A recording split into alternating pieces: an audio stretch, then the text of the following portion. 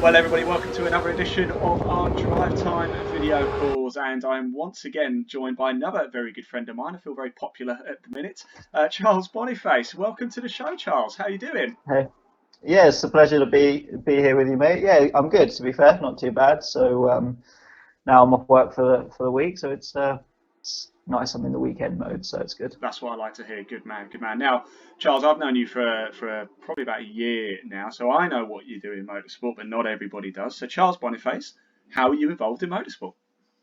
I am a driver. Unfortunately, not classed as a professional driver, but yeah, predominantly I'm a driver. And to be fair, I just love motorsport so much. I just try and get involved as much as I can. There's a couple of things that go planned for this year that I hadn't done before that I was looking forward to, which obviously the woman holding up. Yeah. Other than that, I do driver tuition and stuff as well. Yeah. Might as well get that plug in there now. Absolutely. That's what we're here for. That's what we're here for. Yeah, but predominantly, yeah, I'm a driver. So what have you driven in so far, Charles? Now, I know one particular series you've driven in, the Enduro car series. Let's talk about that quickly, shall we? How much fun was that last year? Immense fun. It was the second series that I'd raced in, and I came in from single seaters. And I came in actually at Cadwell, I think, which was around the sort of first time we probably met each other. And I'd never sort of driven the car or the track before, actually. And obviously in with the Peak Performance Reviews team, so shout out to them. Alex, how you doing, Alex? Francois. Yeah, hi, Alex. Yeah.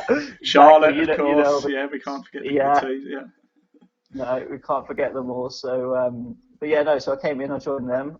The car is actually a lot of fun to drive, believe it or not. They may not be the greatest in a straight line, but when you get to the corners, it's just so glued, and it's so predictable when it's moving underneath you as well. It's quite nice. So yeah, no, Cadwell was my first one. Nice little. I put it on the front row of the grid. Close to pole. Close to pole. Yeah, the time was in the car. And within myself, but a little bit of traffic at the end of the lap. So close, but no cigar. But yeah, and then obviously the 500, we rounded out with the team at the 500, and then now I'm back for a full year. Superb, fantastic. It will happen this year. I know it will happen. So, Charles, you've been involved in motorsport for a few years now. Do you have a favourite track that you particularly enjoy driving on? I have two actually. So Cadwell, obviously. This is obviously just in cars. I'll negate all the karting circuits. But yeah, so Cadwell for the reasons I've just mentioned, I just gelled with that track. Immense fun to drive. I think it's on the top of most drivers' lists, or right up there at least. And the other one is Anglesey. Okay. Anglesey for similar reasons. It was a circuit last year that it was the first one that I just clicked with, and it was the weekend that I came alive as a driver after the transition. And yeah, so I came alive as a driver, and I even picked up driver of the weekend that weekend as well. Oh, wonderful. So yeah, my first, not my first podium, but double podium that weekend as well. And no, I just gelled with it. It's such a fun track. So what was the transition like then, going? Because I've only driven sort of track days. I have driven enduro cars, stuff like that, but I've never raced in anger. What's the transition like from single seaters to sort of tin tops, I suppose? To be fair, it's not a great deal in it. Your shifter's on the other side if you're driving a UK car. You've got a little bit more body awareness and a bit more roll to sort of take into consideration. So the suspension's not quite as tight. You've got a lot more weight to consider as well with that.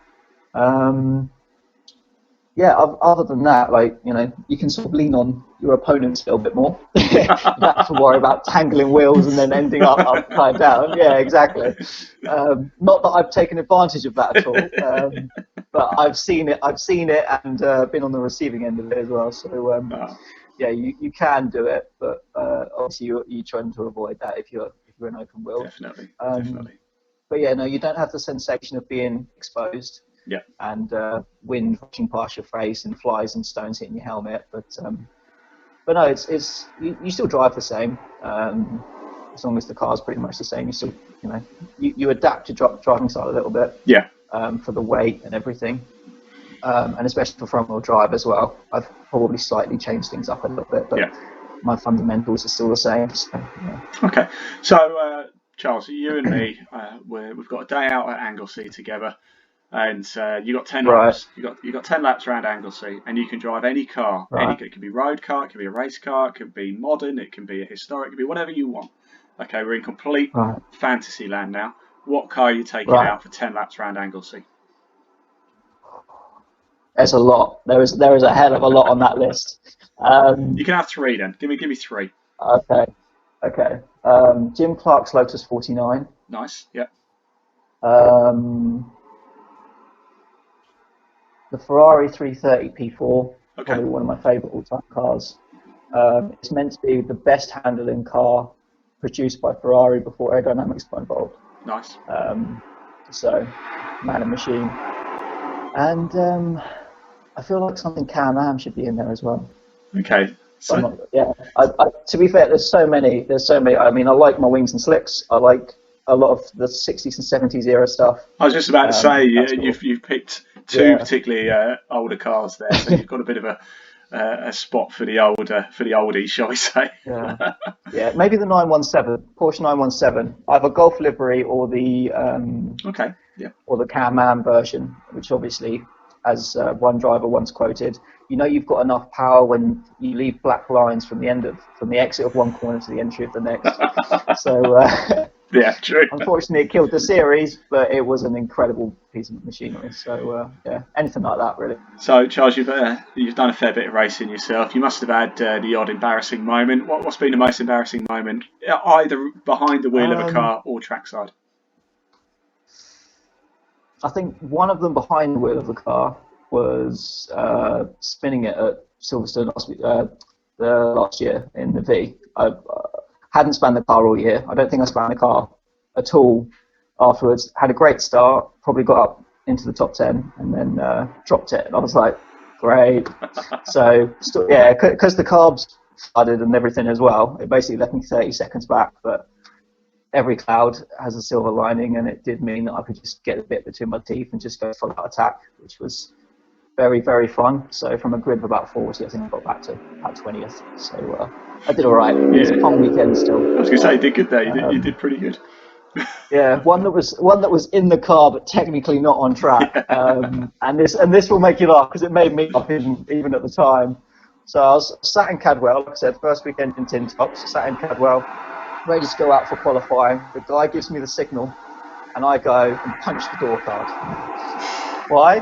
Because in a V, that's where the gears are. And then I went, oh no, wrong car, and changed gear. I'd say we've all been there, but we haven't. No. I'm sure if anyone swapped between continental cars and UK cars, they've probably done it. But no, it's just the fact that you go into your headset. It's like, right, it's quali mode now. No, other side. So that was good fun. But, so Charles, one final question. I really appreciate your time today. Very, very important question to ask pleasure. now is if you were a biscuit, what biscuit would you be and why? I'm going to go with a bourbon. Great choice. That's probably one of the most chocolatey. That's 3 now. The creamy thing. That's 3. That's you, me, and one other person said bourbon so far. So okay. Let's get the bourbon higher up the list. Anything chocolatey though, to be fair. I mean, I've got a bit of a sweet tooth at times, so. Good man. Yeah. Finally, Charles, one last thing. If somebody wants to follow your racing career, where's the best place to go? If you want more of a personal side of myself, follow my Instagram at cboniface14. If you want a more professional approach, Facebook, obviously, same again. I'm sure you'll probably post links or something, and I know I'll share this as well. So, there, and I do have a website as well, which the link to is also on my Facebook page. So fantastic. Look, Charles Boniface, it's been an absolute pleasure. I can't wait to see you this season trackside. It will happen. It will happen sooner rather than later too. Charles, thank you so much for your time. Please. No worries. It's been a pleasure. Thank you. Thank you.